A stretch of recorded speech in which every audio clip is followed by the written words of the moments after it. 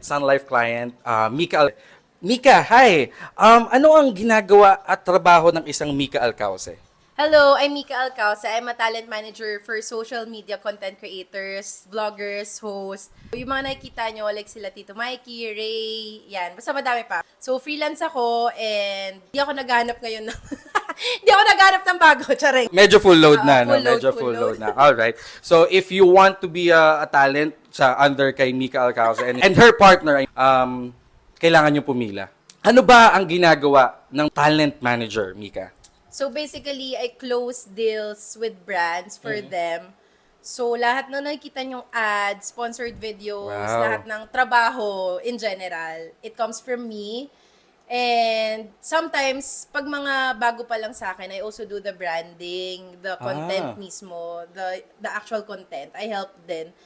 Tapos, more on goal setting, long-term goal setting. Ayun. Wow, grabe. Overwhelming, no, guys? Pero mas malalaman nyo yan if you follow her sa kanyang mga social media accounts.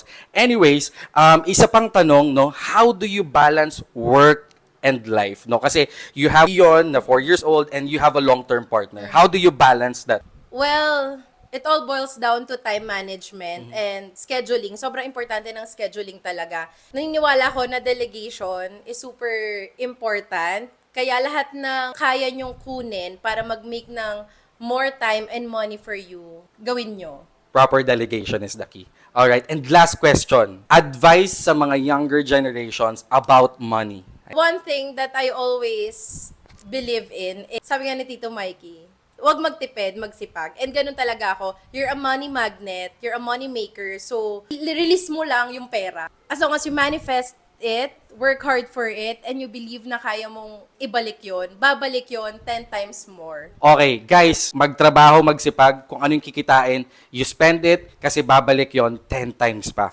Alright, maraming salamat, Mika Thank Alcauce, for you. that wonderful, short but sweet conversation.